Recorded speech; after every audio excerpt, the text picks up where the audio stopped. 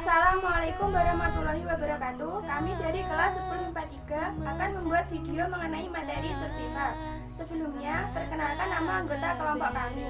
Perkenalkan, nama saya Kristina Sofnis Rafnia Diva, nomor absen saya 5. Perkenalkan, nama saya Rintan Eka Nur Nabila, absen 30. Perkenalkan, nama saya Tia Lainil Mafiro, absen 32. Perkenalkan, nama saya Yuliana Purwaningsi, absen 36. Perkenalkan, nama saya Niluh Nadira Bu Anarsi, absen 25. Mari simak video kami. Apa itu survival? Survival berasal dari kata survive yang artinya mampu atau dapat mempertahankan diri dari keadaan buruk atau kritis. Survival terjadi karena adanya kondisi darurat.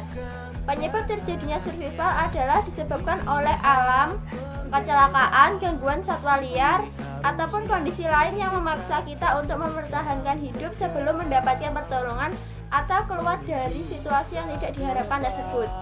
Banyak sebab orang melakukan usaha survival.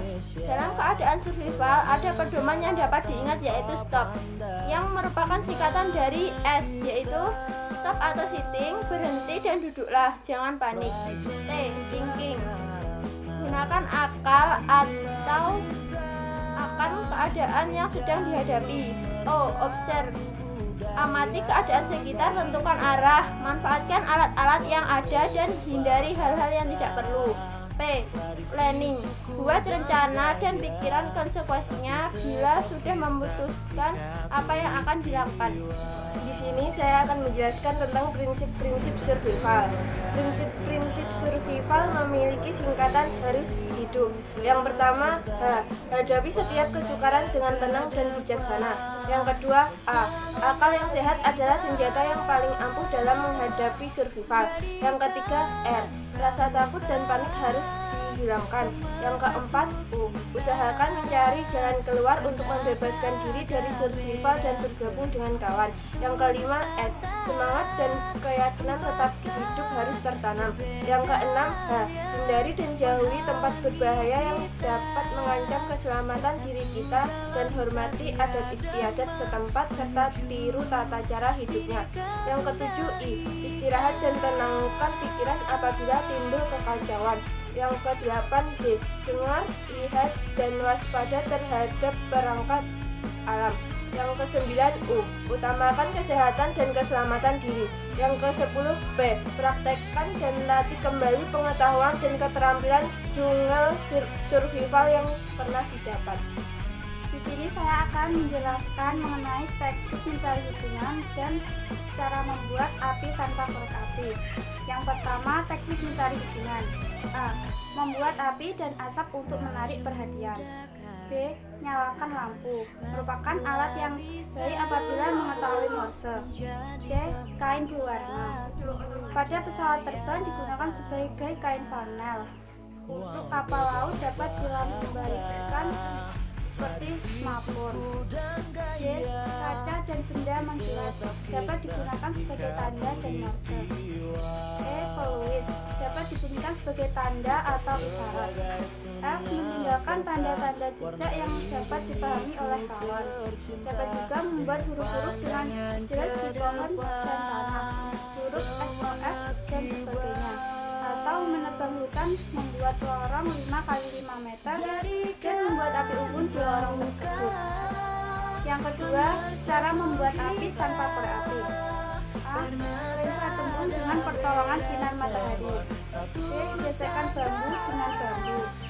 C, gesekan batu dengan batu. D, menggunakan buntut dengan buntut. E, gesekan kayu dengan batang. Di sini saya akan menjelaskan mengenai tata cara mencari air dan makanan. Yang pertama, mencari air. Air sangat dibutuhkan dalam kehidupan.